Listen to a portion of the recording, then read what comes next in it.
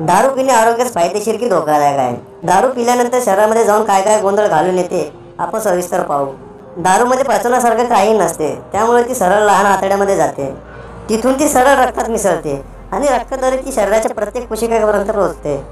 Alcohol फार जळाऊवरतीचे असते। बघा ना, शांतपणे कोशिकेत शोषले जायचे ना, तर नाही, ते पोषण द्रव्यांना कोशिकेमध्ये शोषले जाण्यापासून थांबवते।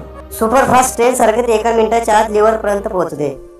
पण आपलं लिव्हरही हुशार असतं बरं, ते लगेच ओळखते की हे विष आलंय शरीरात, त्यामुळे लिव्हर बिचारा आपल्या परीने त्याला गाळण्याचा किंवा शुद्ध करण्याचा प्रयत्न करतं। लिव्हरचा हेतू प्रामाणिक असतो, पण त्याच्या नादात अजून काहीतरी भयानक घडते। ते गाळण्याच्या क्रियेनंतर ते तयार होते, ते अल्कोहोलपेक्षा भयानक असते। ते जे काही तयार होते त्याचा मेंदूवर विचित्र परिणाम होतो। मेंदूचे नियंत्रण जाते।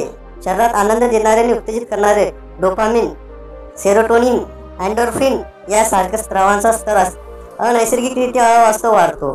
पिणाऱ्याला बडबड करण्याची किंवा दुसरे काहीतरी करण्याची इच्छा होते। ग्लासवर ग्लास रेचवणे चालू ठेवले की इथे लिव्हरचा प्रॉब्लेम होतो।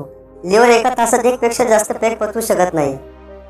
दारू शरीराच्या सगळ्या कोशिकांना नुकसान पोहोचवते, गळ्याला आणि पोटाला सूज यायला लागते।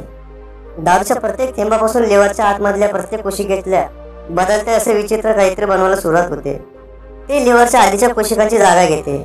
अजून जास्त रोज पितच राहिला तर लिव्हरची प्रत्येक कोशिका अशी बनून जाते आणि लिव्हर काम करण्यास लायक राहत नाही। लिव्हरच्या आधीच्या निरोगी कोशिका एक दिवस पूर्ण नष्ट होऊन जातात आणि लिव्हर सिरोसिस होते। दारूचा प्रत्येक ग्लास म्हणजे आरोग्याशी खेळणं आहे।